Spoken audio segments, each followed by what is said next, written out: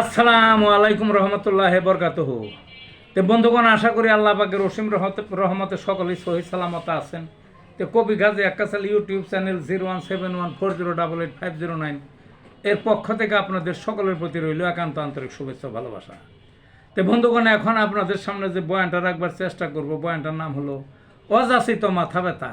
অযাচিত মাথা ব্যথা বোঝেনি তো? মাথা ব্যথা থাকে, মানুষের থাকে তো, কিন্তু অযাচিত উদ্ভট অবান্তর মাথা ব্যথা, সেইটাকেই বলা হয়েছে অযাচিত মাথা ব্যথা। ধরেন আমাদের পার্শ্ববর্তী দেশ ভারত, বিশাল একটা দেশ, বুঝলেন না?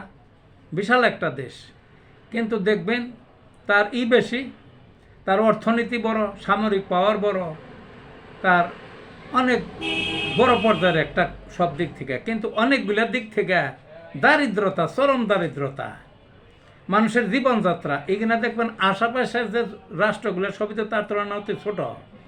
আশেপাশের সব রাষ্ট্রের চেয়ে তার একেবারে নিম্ন পর্যায়ে, বুঝলেন না? নিম্ন পর্যায়ে এত গরিব, না খেয়ে থাকে অনেক মানুষ। আমাদের দেশের মানুষ যত গরিবই হোক, তারপরে তো রাত্রে অন্তত শোয়ার আগে 4টা খায়। ভারতে কিন্তু না খেয়ে শয় বহু কোটি মানুষ এখনো, কারণ তাদের খাবার নাই। বিশ্বের সবচেয়ে বেশি সুতার কাপড় উৎপাদন হয় ভারতে, অথচ উলঙ্গ মানুষের সংখ্যা ভারতে বেশি। কি কারণে উলঙ্গ?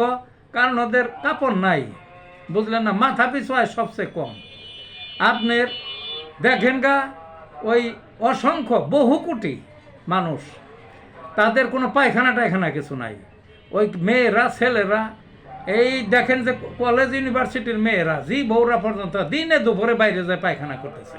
তাহলে অসভ্যের দেশ হইল না? আর অভ্যন্তরীণ সমস্যা তো কতই, বেকারত্ব ইত্যাদি ইত্যাদি, 7 সিটার আরও কত কিছু। তো হে গিলে নিয়ে মাথা ব্যথা না, বুঝলেন না? এই যে একটা অদাকাছর অবস্থা, হে গিলে নিয়ে ভারতের মাথা ব্যথা নাই। ভারতের প্রধানমন্ত্রী থেকে শুরু করে পুরা সরকার, বিরোধী দল, সুশীল সমাজ, গণমাধ্যম, যত সাংবাদিক আছে, যত বুদ্ধিজীবী আছে, সবাই মনে হয় যে বাংলাদেশের জন্য একেবারে মাথা ব্যথা, তাদের একেবারে আগুনের পাতিলের মতো। বাংলাদেশে এই হইল, ওই হইল, বাংলাদেশে হিন্দুকে বাড়িঘর জ্বালিয়ে দিল, বাংলাদেশে ভাঙচুর, বাংলাদেশে হইছে টাকি, মানে সব কিছুই অবান্তর কথা। বাংলাদেশে একটা হিন্দুর বাড়িও পুরায় নাই। বাংলাদেশের মতো স্থিতিশীল একটা রাষ্ট্র আছে নাকি? ভারতের চেয়ে অনেক স্থিতিশীল, সকল জাতি ধর্ম নির্বিশেষে সকলেই ভারতের চেয়ে অনেক শান্তিতে আছে, অনেক শান্তিতে আছে। তারপরও কেন কেন এরকম করে? ওই যে এক কথা আছে না, ওই যে ওই সর্বকালের সেরা ওই মহিলা স্বৈরা শাসক শেখ হাসিনা কয়েকবার সে অনেক গণহত্যা চালাইছে, তারপরে গুম খুন করছে, আয়না ঘুর করছে, ইলেকশনের নামে সর্বকালের সেরা প্রহসন করছে, চোর বাটপারি, টাকা পাচার টাচার, এই শয়তানের প্রতিমূর্তি, বুঝলেন না? ওরে মানুষ বলে কে? হেই সোনার মানে হাসছে, আর সোনার ডিম পাড়া হাঁস তার হাত ছাড়া হয়ে গেছে, হাত ছাড়া হয়ে গেছে।